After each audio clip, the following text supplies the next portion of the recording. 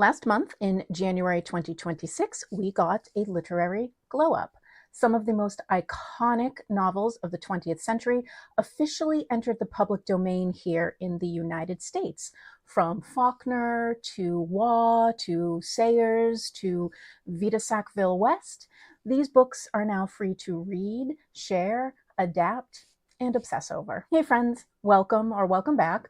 My name is Shannon, and today we are going to talk about books in my collection that were published in 1930 and have now entered the public domain in the United States. On January 1st, 2026, lots of books and music and art and movies entered the public domain in the United States. Books such as some of the Nancy Drew early titles. Do you remember Nancy Drew? I loved Nancy Drew when I was a kid. And Agatha Christie may also have a couple novels entering into the public domain. However, today we are only going to be talking about the books that I personally have in my collection. Please note that this is applicable only to the United States. These books may or may not already be in the public domain in other countries. Every country has their own laws with respect to copyright and what enters into the public domain. I will also link my video from last year where I go over a broad overview of the very complicated copyright rules here in the United States. Last year, I did get some flack by putting in a legal disclaimer to do your own research before you started disseminating anything that's reportedly coming into the public domain. I can understand that person being upset. Why would I tell you all about the books coming into the public domain and then go and tell you to do your own research? Well, as someone who works in the legal industry, I would never make broad, definitive claims about any US laws, especially copyright laws, which is not my area of expertise. If you want to know, it's actually real property law. And I'm actually very, very glad that I made that disclaimer because it turns out last year I did make a mistake. So I'm going to say this again. If any of these books are of interest to you and you do want to disseminate them somehow, please just triple check my work in case I made another mistake. So this brings me to the first book to correct my mistake, and that is Grand Hotel by Vicki Baum, translated from the German by Basil Creighton. This was published in 1929, so it's already in the public domain, and I mentioned it in my video last year. But my mistake was only the original German is in the public domain. The English translation by Basil Creighton was not published until 1930. So Creighton's English translation should now be in the public domain. And that is why you're seeing this again this year. But one more caveat. This edition here, issued by NYRB, New York Review of Books, they use the original Creighton translation, but there are updates and edits made by Margaret Betawa-Dembo in 2016. So this edition that I'm holding up by NYRB is not in the public domain. But if you can find an original, unaltered Creighton translation, that should be in the public domain. So correcting my mistake, legal disclaimer, please double check. I am not an expert on US copyright laws, and no one should be making broad claims unless you are a copyright attorney here in the United States. So this story is set over a few days in a luxurious Berlin hotel in the late 1920s, and we are following several intersecting guests and staff, including a fading ballerina, a dying bookkeeper, a ruthless businessman, a glamorous but troubled stenographer, and a charming thief. And their lives briefly collide within the hotel's walls.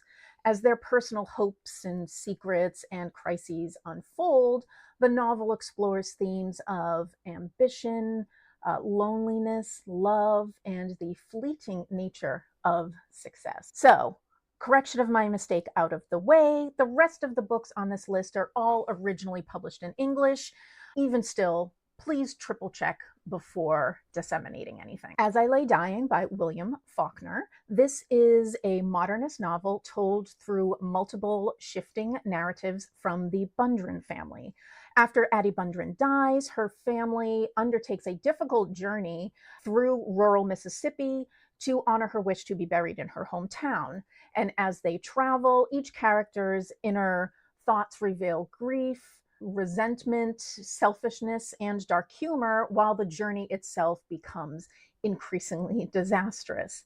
And this novel explores themes of death, family obligation, identity, and language.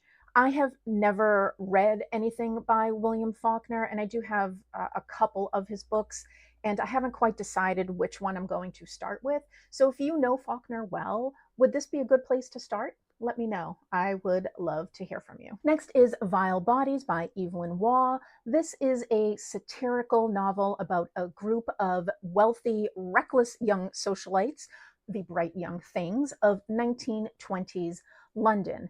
Waugh himself was actually a member of this group, although he says that he was on the fringe. He wasn't a full member. And this story loosely centers on Adam Fenwick Symes as he drifts through parties, scandals, and romantic entanglements.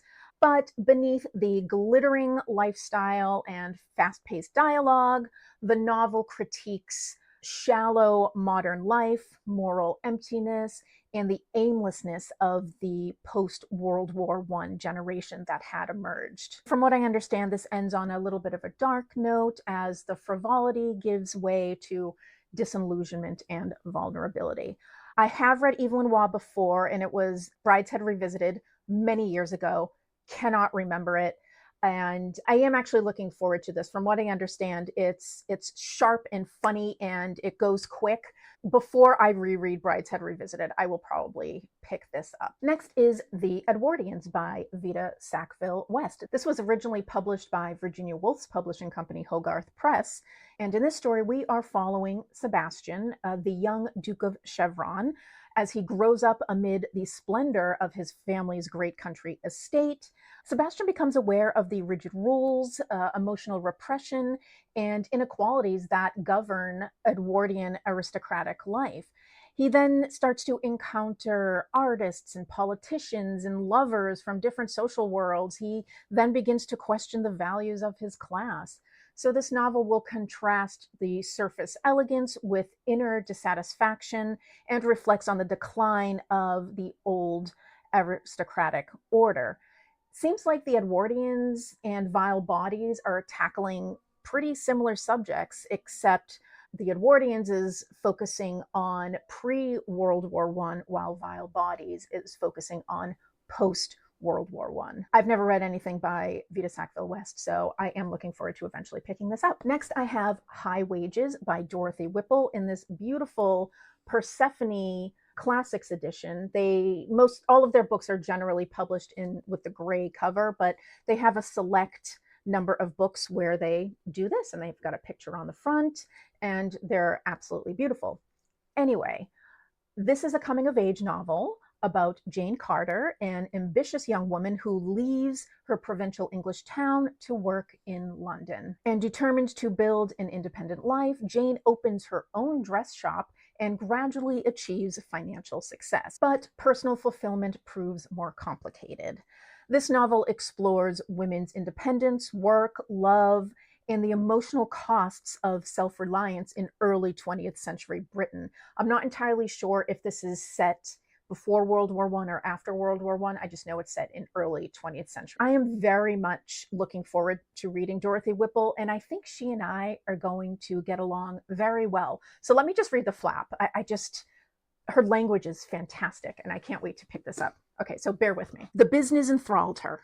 Not only the making of money enthralled her, but the actual life of the shop enthralled her. The people who came into the shop. There was pathos in this urge for clothes. Mrs. Mallet, for instance, with some secret flame burning in her slender body and dark eyes. What did she keep dressing up for? All those clothes she bought, red, silver, black, white. What for? To play bridge in the afternoons with the same women in the same drawing rooms? to dine with these same women plus husbands, talk a little on singularly unstartling topics, play more bridge, and go home to sleep, and a husband to whom her beauty was a commonplace? Was it for that Mrs. Mallet clothed herself so radiantly? It couldn't be. She, in her secret self, held some excitement, some desire or search. She waited, but for what? She herself probably did not know. Oh my gosh. I might have to just start this now because, like, I don't know why, but that is just amazing. I've never read Dorothy Whipple, and just by that paragraph there, this might be the first one I pick up. If you've read Dorothy Whipple, let me know. Is this a good place to start? Next is Diary of a Provincial Lady by E.M. Delafield. So this was originally published starting in late 1929 as a weekly serial in the feminist and progressive British magazine Time and Tide, and then it was published as a book in 1930. Diary of a Provincial Lady is a witty, fictional diary chronicling the everyday life of an upper middle class British woman. And with dry humor and sharp social observation, the unnamed provincial lady records her domestic frustrations, money troubles, social obligations, and the small triumphs and embarrassments of village life. Her candid and self-deprecating voice reveals both the constraints placed on women of her class and her resilient and very comedic determination to stay afloat, whether she's dealing with the servants, navigating motherhood, or just keeping up appearances. I have already read this, and I am going to be talking about it in an upcoming video. I can't remember when it's going to be posted, but in a couple of weeks. And spoiler alert, I loved this. It is delightful, just delightful, written in journal entries. Of course, it's a diary, so hence that's why it's an unnamed provincial lady, because why are you going to write in your diary, "Hi, my name is Shannon, and I'm writing today's diary post"? This is just delightful, and I will be talking about it soon, so stay tuned for that. Next, we have Private Lives by Noel Coward. And so this is a bind-up of 3 of Noel Coward's plays: Blithe Spirit, Hay Fever, and Private Lives. I think Hay Fever is already in the public domain. I believe it was published in the 1920s. Blithe Spirit is not in the public domain. It was published in the 40s, but Private Lives was published in 1930. And Private Lives is a comedy of manners play about divorced couple Elliot and Amanda, who discover that they are honeymooning with their new spouses at the same French hotel. Their unresolved passion and sharp-tongued bickering quickly reignite, leading them to abandon their current partners and get back together, only to resume the same volatile cycle of love and conflict. This play satirizes romance, marriage, and social conventions, highlighting the thin line between mutual love and exasperation. I have seen a production of this, and it's hilarious. One of my favorite Coward plays, and highly recommend if you can see a production of it, which, now that this is in the public domain, I'll be willing to bet that there's going to be a slew of productions, for the reason that it is a fun play to perform, and now you don't actually have to pay the rights to it. I'm pretty sure that the community theaters here in Massachusetts, I'd say starting maybe this year, next year, there'll be a slew of productions of it, and maybe I'll audition for it. We'll see. Next is Strong Poison by Dorothy L. Sayers. This is number 5 in the Lord Peter Wimsey detective series. And in Strong Poison, we are first introduced to Harriet Vane, a detective novelist, as she is accused of murdering her former lover with arsenic. Lord Peter Wimsey becomes convinced of her innocence and undertakes a meticulous investigation to uncover the truth. And as Peter pieces together the evidence and identifies the real killer, he falls head over heels for Harriet. This sets off a complex romantic and intellectual relationship between the two that will grow and change as Harriet makes subsequent appearances in later books of the series. In 2025, I read all of the Lord Peter Wimsey books, including this one, and I will be putting together a separate video on that. I'm not entirely sure when It will be hopefully in 2026, but I'm not sure when I can get to it. There's a lot of material to go through. I like Harriet, and I really enjoyed the banter between Harriet and Lord Peter. Not so much in this book, but in other appearances that she makes. But this is actually a good introduction to an interesting woman who shuts Lord Peter down, essentially. And he is a man who is not used to being rejected by women. And last, we have The Deepening Stream by Dorothy Canfield Fisher in this Persephone edition. In this story, we are following protagonist Matey Gilbert from her dysfunctional childhood in France onto her marriage, then her experiences on the home front during World War I in France, something Canfield Fisher had direct personal experience with. Canfield Fisher was an American. She was living in Vermont, but she did spend World War I years helping the war effort in France. The New Yorker has called this book the greatest First World War novel you've never heard of. There are lots of really great First World War novels out there, but New Yorker's right. You never hear about this one. I pretty much know nothing about it except what I gathered from Persephone's website. And this book explores themes of personal growth, love, motherhood, and moral responsibility against a backdrop of major societal change. I am interested in reading this. However, it is a chunky girl, but the margins are pretty big, so it's probably not as long as it seems. So that is all I have for you today. 9 books in my collection published in 1930, which are now entering the public domain here in the United States. I wish I was able to get to 10, but if I have other books or plays published in 1930 in my collection, I was unable to locate them, so you get 9. Let me know what you have in your collection that might be entering the public domain in the United States. Have you read any of these books? Let me know. I would love to hear from you. Thank you so much for joining, and have a great day. Bye.